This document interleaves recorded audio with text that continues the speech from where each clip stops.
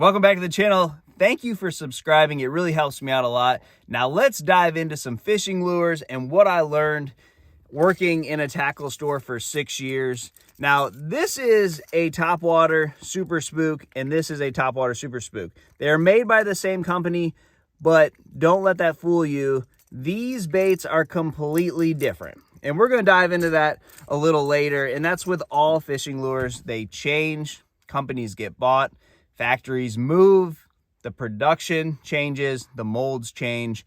Therefore, the fishing lure that you've always caught fish on that has worked so well for you does not anymore. Now, if you're thinking, I knew I recognized that kid from somewhere. Yes, I worked at Waterfront Tackle on Lake Guntersville, right in between the city of Guntersville and Scottsboro up on Highway 79 from 2014 to 2020. And I used to order the fishing tackle for that store. And what I learned was baits change. Baits that have always caught fish sometimes don't catch fish nearly as well as they used to.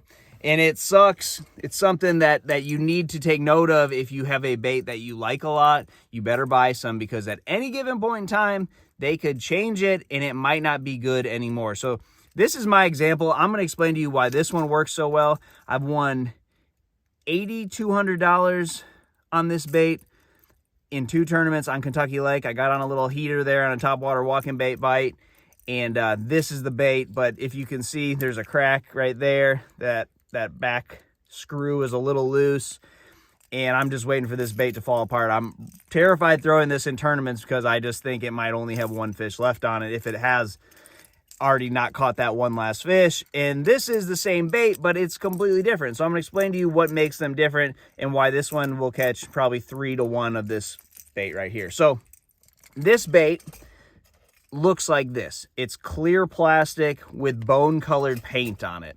Now bone is a great color, we all know that, but bone isn't necessarily a great color just because bone is a great color. Bone is a great color because this was what these baits were made out of from the plastic originally. The plastic was a bone color. This is a bait that has no paint on it. So it's louder.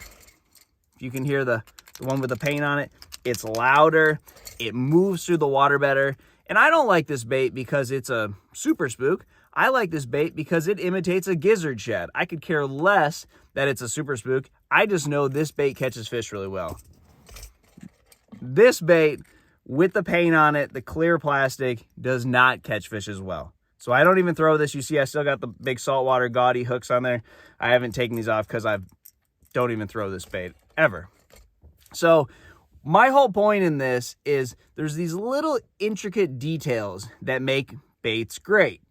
And it's not always intentional. Sometimes the bait that just didn't get painted was the one that worked the best. Sometimes, and you see that in a lot of different baits. One of the best frogs that ever has been thrown on mats is the one that doesn't have any paint on it. It's a smoke colored frog, and smoke is just the color of the plastic before they paint it. And they paint all the other ones, but the best one is the smoke one. Now, all other frog companies have come out with that smoke color, but it really has nothing to do with the fact that the color is smoke. It only has to do with the fact that there's no paint on it. It makes the plastic softer. It's the same with these.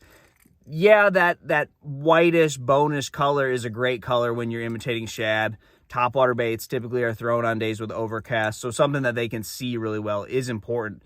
But that's not the reason why this is such a great color. The reason why it's such a great color is because it doesn't have paint on it. It moves better in the water, makes more noise. So that's a lot of baits. What happens is a private equity company comes in and says, we need to cut costs here.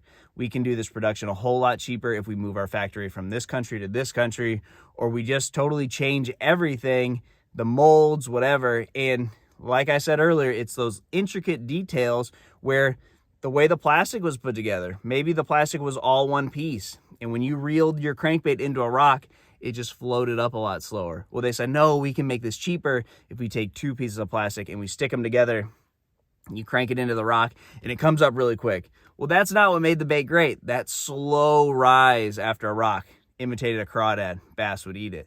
That's the wiggle wart. When they changed that, it's never been the same. So Guys, here's my tip. This is what I learned from a tackle store, because I would order big bunches of tackle and they would come in and I would go, oh no, these are different.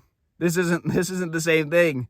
These are different. These aren't going to sell. If people take these out on the water and throw them around, it won't take long for them to realize that this is a completely different bait with the same name, you know, the same model, same make, but a completely different bait. So if you have a bait that you love, you got to buy a bunch of them now and don't wait before they change it. Now, what does tend to happen, and this is some good news on the changing of lures and companies and all that, is when you have a good R&D department, or you do have a good pro staff, and they're honest with the company, and the higher ups who make the decisions on how the baits are made do have a communication line with the pro staff in the R&D department.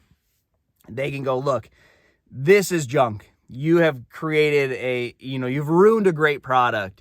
You need to go back. You need to do something to change it.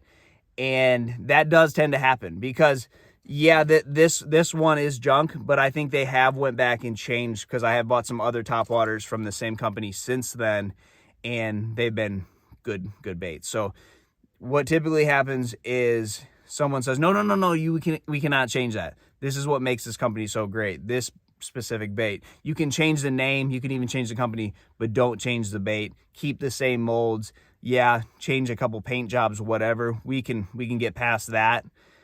Just don't change the bait. So that's it, guys. The clear plastic with some bone paint on it.